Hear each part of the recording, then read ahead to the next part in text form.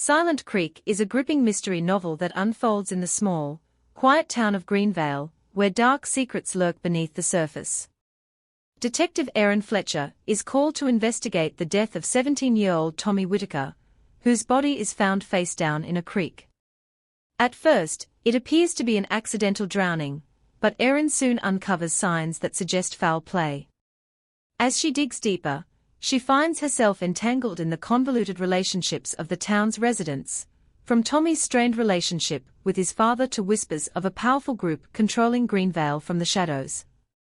The investigation takes Erin on a harrowing journey through family secrets, lies, and betrayal, as she pieces together the mystery behind Tommy's death, and uncovers a conspiracy that could destroy the town forever. Chapter 1: Silent Creek. The mist hung low over the creek, swirling in the cool morning air. Erin Fletcher stood on the banks of Silent Creek, her boots sinking slightly into the soft, damp earth. Her breath escaped in a cloud of white, her fingers numb as she clutched the coffee cup in her hand. The town of Greenvale was still waking up, the streets quiet except for the occasional car passing by. The body had been found just an hour ago, a teenage boy, face down in the water, his limbs twisted at unnatural angles. Tommy Whittaker, they had said. 17 years old. She had heard the name before. Everyone in town knew the Whittakers. They were a family as old as the hills surrounding Greenvale. "Detective Fletcher, you'd better take a look," said Colin Briggs, her partner, his voice gruff and impatient. He had already seen enough death in his career to be numb to it, but there was something in the way he was holding himself today. Something about this case was different. Erin turned to face him. The sight of the body was still a shock, even after years of handling crime scenes. She had seen many tragedies in her career, but nothing quite like this. She knelt down, peering at the body. Tommy's clothes were soaked, his face pale and lifeless, but it wasn't the drowning that bothered her. It was the bruising around his neck, the way his hands were clenched into fists. "Something doesn't feel right," she murmured, her eyes scanning the area. There was no sign of struggle on the ground nearby, no indication that he had been attacked. Yet, she knew, instinctively, that this wasn't just an accidental death. This was something darker. The town would want answers. And Erin was determined to find them. Chapter 2: Beneath the Surface. Erin stood over the body of Tommy Whittaker, her mind racing through the possibilities. The air felt heavier here, suffocating in a way that made her stomach tighten. There was something about this boy's death that gnawed at her. It wasn't just the bruises or the clenched fists, but the eerie calm of the creek, as though it were holding its breath. Colin Briggs stood at a distance, his hands in his pockets, watching her.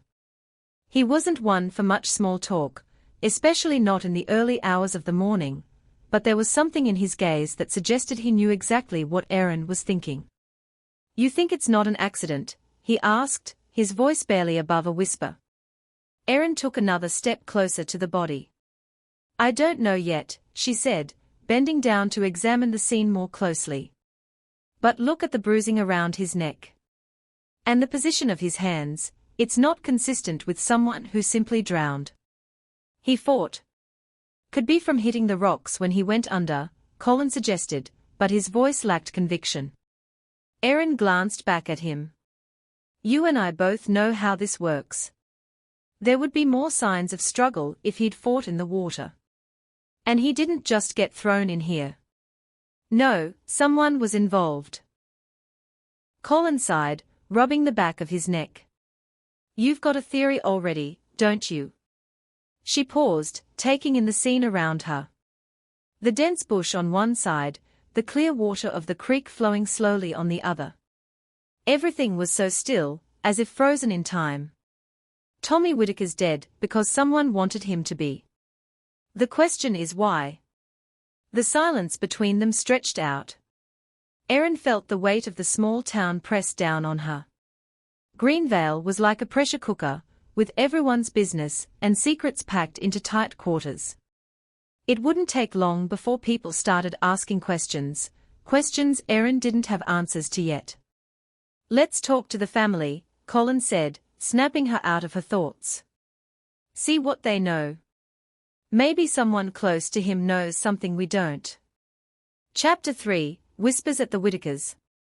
The Whittaker house was just a short drive from the creek, nestled on the edge of the town, framed by an old eucalyptus tree in the front yard. It was a modest home for a family with deep roots in Greenvale, its pale blue paint chipping under the weight of years. Erin could see Margaret Whittaker standing at the window, her face drawn and pale. She was waiting. Colin knocked firmly on the door. After a long pause, the door creaked open. Margaret Whittaker stood there, her eyes red from crying, but she tried to muster a smile. Detective Fletcher, she said, her voice fragile. I wasn't expecting you so soon. We need to talk, Mrs. Whittaker, Erin said softly. About Tommy. Margaret nodded, stepping aside to let them in.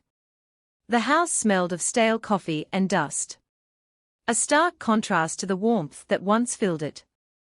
Erin had heard whispers about Margaret, that she was a devoted teacher, a mother who adored her son. But there were cracks in that perfect image. As Margaret led them to the living room, Erin noticed the family photos on the walls, Tommy as a young child, smiling with his mother at his school graduation, and one of the last pictures taken of him, just a few months ago, standing with his father, Gary, at a town event. But there was something about the photo that made Erin pause. Tommy looked tense, his smile forced, his eyes darting to the side as though he wanted to be anywhere else. I don't understand, Margaret said, her voice trembling. Tommy didn't know how to swim. He never went near that creek, especially not in this weather. He didn't even know how to get there on his own. Erin kept her voice gentle, her questions measured. We need to know about Tommy's life in the days leading up to his death, Mrs. Whittaker. Did he say anything to you? Was he acting differently? Margaret's eyes filled with tears again. She wiped them away with the back of her hand, then glanced at Colin before meeting Erin's gaze. He was distant, she said quietly. Like something was bothering him. But he wouldn't talk about it. He kept saying he was fine. I don't know why he would have gone to the creek alone. Erin's instincts kicked in. Margaret was hiding something. There was a tension between her words, a hesitation that Erin couldn't quite place. Do you have any idea if Tommy had problems with anyone in the town? Erin asked, trying to catch her eye. Margaret shook her head, a soft laugh escaping her lips. Not Tommy. He was so quiet, kept to himself mostly. He had friends, but not many. He was always the good kid, you know. Any trouble with his father? Colin interjected, his voice direct. Margaret flinched at the mention of Gary's name. Gary. She trailed off, then sighed deeply. I don't know what's been happening between them lately. It's been strained. Tommy hasn't been close to him for months. Erin looked at Colin, who raised an eyebrow. This was the first real lead they had. Strained? Erin asked. In what way? Margaret's face tightened. Gary's always been hard on him. Always expected more than Tommy could give. But recently? I don't know. Tommy started pulling away. Maybe he was just tired of trying to please him. It's been a rough time for our family. Erin took a deep breath, processing the words. We'll need to speak to Gary. Do you know where he is? Margaret nodded. He's working on the farm today, near the south field. Thank you, Erin said softly. We'll let you know if we need anything else. Chapter 4, The Father's Burden. The farm wasn't far from the Whittaker house. Erin and Colin arrived shortly after leaving Margaret's, the sun now higher in the sky, casting long shadows across the property. The smell of freshly turned earth mixed with the faint scent of hay, as they approached the large barn where Gary Whittaker was working. He was a tall man in his late 40s, wearing a worn cowboy hat and boots covered in mud. His hands were rough, stained from years of manual labor. He didn't look up when they approached. "Gary Whittaker," Colin called, his voice sharp. Gary turned slowly, his expression unreadable. He wiped his hands on his jeans before he spoke. "What do you want?" "We need to talk to you about your son," Erin said, her gaze steady. "Tommy's dead." Gary's face flickered for a moment. There was a flash of pain, then something else, guilt, perhaps, or anger. "I know," he muttered. "I heard." "Did Tommy have any enemies?" Erin asked, moving closer. "Anyone who might have wanted to hurt him?" Gary didn't answer immediately. He seemed to stare at a point beyond Erin, his brow furrowed. Tommy wasn't the easiest kid. But he didn't deserve this. His voice cracked slightly. "Can you think of anyone who might have had a reason to harm him?" Colin pressed again. Gary finally looked them in the eye. "I don't know. But I can tell you one thing, Detective, it wasn't me." Chapter 5, Secrets in the Shadows. The drive back to the town felt longer than it should have. Erin couldn't shake the image of Gary Whittaker standing in the field, his face unreadable, his hands stiff with the weight of something unspoken. His initial response had been too quick, too dismissive. "It wasn't me." The words haunted her as she and Colin drove back through the winding, fog-shrouded roads. "What do you think?" Colin finally asked, breaking the silence. "I think Gary knows more than he's letting on," Erin replied, her voice firm. "But I don't think he's the one who killed Tommy. Not directly. There's something else at play here, something bigger." Colin gave her a sidelong glance, his brow furrowing. "You think someone's pulling the strings?" Erin didn't answer immediately, her mind racing through the web of connections and suspicions. The land dealings. The strained father-son relationship. Tommy's cryptic final days. It didn't add up. But one thing was clear, someone had wanted Tommy dead, and they had made sure of it. "I don't know yet," she said finally, her voice softer. "But I'm not convinced it's just a case of a father and son falling out. There's more to this story." Chapter 6, Lena's Lament. By the time they arrived back in town, the afternoon light was beginning to fade, casting long shadows across the streets. Erin's next stop was the bar where Lena Simmons worked. It was a small, dimly lit establishment tucked on the corner of Main Street, a place where locals came for cheap beer and quiet conversations. Lena was behind the bar, as usual. Her bright red hair and smudged eyeliner made her stand out in the otherwise drab setting. She looked up when Erin and Colin entered, but there was no surprise in her eyes, just a slight shift in her posture. It was as though she had been waiting for this moment. "I assume you're here to ask about Tommy," Lena said, her voice flat, not a hint of emotion.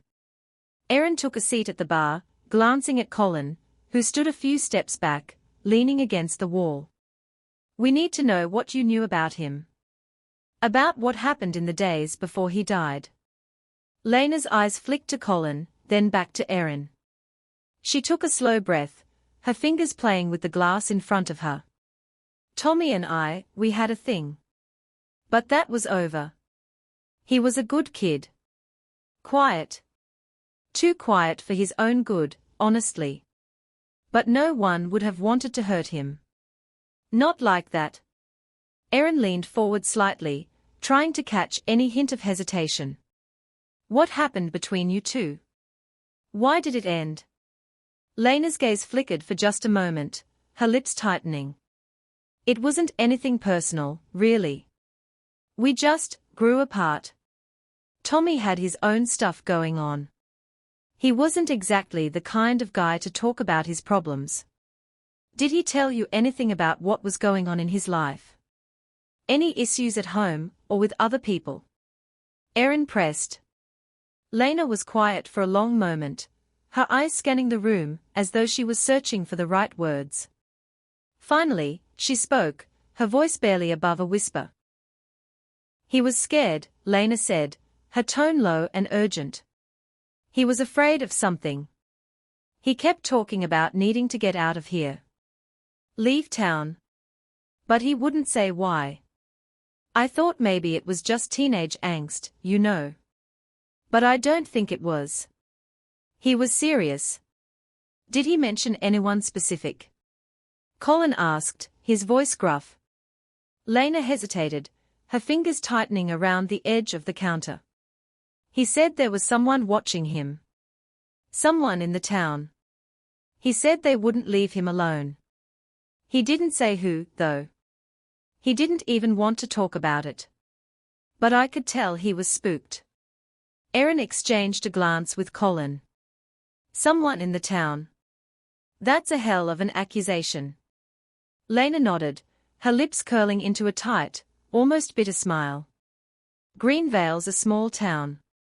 Everyone knows everything about everyone.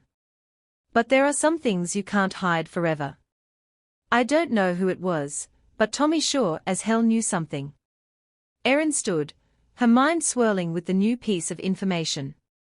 Tommy had been running from something. Something, or someone, had driven him to fear for his life. We'll need to speak to anyone who might have had contact with him in the last few days, Erin said, standing up to leave. Including you. Lena nodded, not offering any resistance. You'll find what you're looking for. But just remember, you might not like what you find. Chapter 7, Toby's Truth. That evening, Erin and Colin made their way to Toby Clark's house. Toby had been Tommy's best friend, the one person who might have known what Tommy had been going through. But Erin had learned to be cautious with best friends. They were often the ones who hid the most, out of loyalty or fear. Toby's house was on the edge of town, a dilapidated cottage surrounded by overgrown weeds and rusted cars. As they knocked on the door, Erin couldn't help but feel the weight of their next confrontation. Toby had been distant and guarded ever since they started the investigation. He was hiding something, she was sure of it. After a long pause, the door creaked open. Toby stood there, his hair disheveled, his eyes bloodshot from lack of sleep or too much drink. He was the very picture of someone who had been wrestling with their demons for too long. We need to talk, Colin said, stepping forward. Toby shrugged but didn't move aside. About Tommy? Yes, Erin said, her voice soft but firm. About Tommy. We need to know what happened. Toby glanced at them, his eyes flicking nervously to the side. Then he stepped back, allowing them inside. The house smelled faintly of stale beer and cigarette smoke. I didn't do it, Toby muttered almost immediately, his voice a mixture of fear and guilt. Erin and Colin exchanged a quick look before sitting down on the worn-out couches. We are not accusing you, Erin said carefully. But we need to understand what happened between you and Tommy. He was your best friend, right? What went wrong? Toby stared at the floor, his fists clenched. We had an argument. About Lena. I didn't mean to hurt him. It just... I don't know. We were both angry, and then I lost control. What kind of argument? Erin asked. Toby's eyes lifted to meet hers, his face flushed with emotion. He was going to leave town. He told me he was scared of something. I didn't know what he meant. But I think it had to do with his dad. Gary. Tommy hated him. He hated what he'd become, what he was doing. He said his father was hiding something, and it was tearing their family apart. Erin's mind raced. What else did he say? Did he ever mention anyone else? Toby shook his head slowly. I don't know. But he said he was going to leave Greenvale. He wanted to get away from everything, his dad, the town, all of it. I think he was afraid. And I I didn't want him to leave. Not like that. Erin sat back, her fingers tapping the arm of the chair. Did you try to stop him? I tried. I yelled at him, and then, we got into a fight. I didn't mean to. I didn't mean to push him that hard. But he stumbled, fell down, and hit the ground. And I don't know what happened after that. But when I found out he was dead, I didn't know what to do. Chapter 8, Tying the Knots. The truth was starting to take shape, but the final piece of the puzzle still eluded Erin. It seemed clear that Tommy had been running from something much larger than his father's disappointment. Lena's words echoed in her mind. Someone was watching him. But who? And why? The investigation was far from over. But Erin felt the walls closing in, the realization that Greenvale's small-town secrets were as dangerous as any city crime syndicate. It was clear, the truth was buried deep, hidden beneath layers of fear, jealousy, and resentment. And someone in this town wasn't going to let that truth see the light of day. Chapter 9, The Reckoning. Erin spent the following day piecing together the fragments of the case, but with every lead, she felt more certain that the truth was buried somewhere no one wanted to dig. The interviews had painted a portrait of a town filled with tension and resentment, but no one had yet provided a clear answer to why Tommy had to die. As she sat at her desk in the police station, the weight of it all pressed down on her. Greenvale was a town of secrets, and those secrets had a way of turning deadly. She flipped through her notes, reading over her conversations with Toby, Lena, and Whittaker. Each of them had mentioned Tommy's strained relationship with his father. Erin hadn't quite believed it at first, but now it seemed the most plausible lead. Whittaker wasn't just a strict father, something darker was at play. A knock at her office door pulled Erin from her thoughts. Colin stepped in, looking even more tense than usual. Got a tip, he said, holding up a scrap of paper. Anonymous. Someone claims they saw Tommy arguing with someone at the creek 2 nights ago. Erin stood up, her pulse quickening. Did they say who? Colin shook his head. No, but they mentioned a vehicle, a truck, similar to Whittaker's. I think it's time we pay him another visit. Chapter 10, The Final Confrontation. By the time they arrived at the Whittaker farm again, the sun was beginning to set, casting long shadows over the dusty property. Erin felt her heart race, a feeling of inevitability settling in. Something was off about this entire situation, and she knew the answer was hidden in the tangled web of the Whittaker family. Gary was standing near the barn, a shovel in hand, as though he'd been expecting them. His expression was unreadable, his shoulders tense. Erin and Colin approached, their footsteps muffled by the dry earth. Detective, Gary greeted them with a curt nod. Back again, are you? We need to talk about the night Tommy died, Erin said, her voice firm. She didn't beat around the bush. We have evidence you were there. Gary's face remained stone-cold, but there was a flicker of something in his eyes. He dropped the shovel to the ground with a clatter. I told you already. I wasn't there. I didn't have anything to do with it. You were seen at the creek, Erin pressed. In your truck. Your son was there too. What happened that night, Gary? For a moment, Gary just stood there, his chest rising and falling with shallow breaths. Erin could tell he was trying to decide how much of the truth to reveal. Then, finally, he spoke. I wasn't the one who killed him, Gary said quietly, his voice almost breaking. But I might as well have been. I wasn't there for him. I wasn't the father he needed. Erin's stomach churned. This was no confession. It was a man facing his guilt, but it wasn't enough. Not yet. Gary, Erin said gently, if you know something, you need to tell us. Tommy was scared. He said someone was watching him. He tried to get away from something in this town. Was it you? Gary closed his eyes, his face crumpling in anguish. "It wasn't me, detective," he said, his voice low. "But I know who it was." He took a deep breath, then let it out slowly. Tommy wasn't the only one who saw things. There's a group in this town, something no one talks about. I tried to protect him from it, but I couldn't. He got too close. Erin's heart pounded. This was it.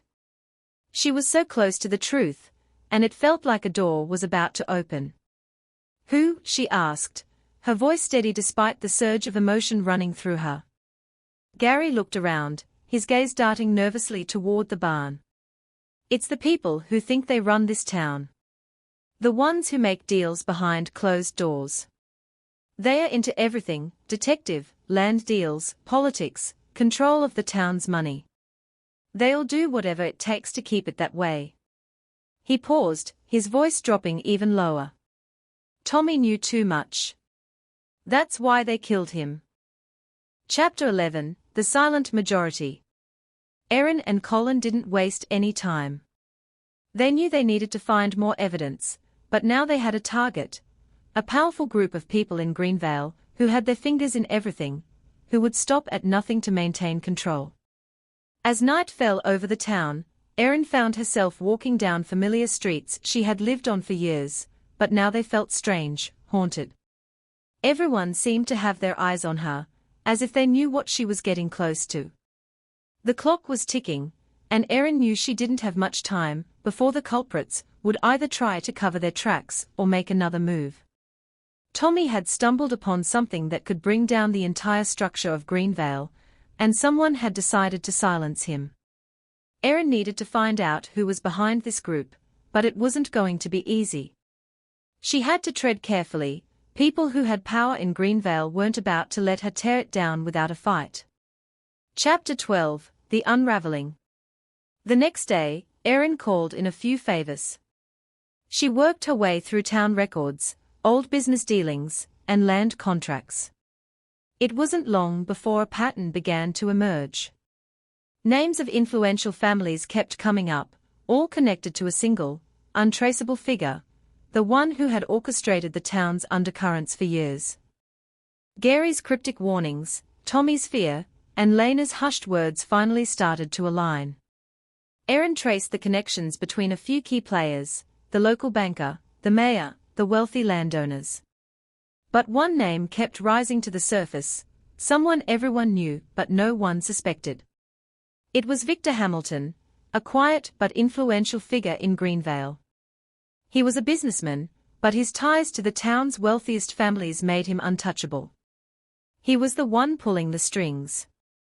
Erin had heard whispers about him for years, always in the background, always with a hand in every deal, but never too bold to expose himself. That night, Erin and Colin confronted him at his office. Victor Hamilton sat behind a large oak desk, his face calm, as though he already knew why they were there. "You've got nothing on me," he said, his voice smooth like oil. "No evidence, no proof. I'd be careful if I were you." Erin stood tall, her resolve unwavering. "You're wrong. I have everything I need." Chapter 13, The Reckoning. In the final hours, the evidence that Erin gathered came to a head. Victor Hamilton had been the mastermind behind Tommy's death, and his group of influential friends had kept it covered up. They feared that Tommy knew too much, and when he started asking questions, he became a threat to their empire. The town of Greenvale had buried its secrets for years, but Erin was about to expose them all. With the weight of the truth now in her hands, she walked into the local courthouse, ready to bring down the house of cards. Gary Whittaker stood at her side, his shoulders slumped but his eyes determined. "I failed my son," he said quietly, "but I'll do what I can now." Erin turned her eyes toward the horizon as the first light of dawn broke through the clouds. Greenvale would never be the same again. Epilogue, A New Dawn. Greenvale was not the same place it had been before Tommy's death. People were talking, secrets were coming to light, and the foundations of the small town were shaking under the weight of truth. But for Erin, the work was far from over. She had uncovered the darkness lurking behind closed doors, but there would always be more to find. There were always more stories to uncover. Tommy Whittaker had been the catalyst for change, and though it had come at a terrible price, his death would not be in vain. Erin took one last look at the town, a deep breath filling her lungs. A new chapter had begun.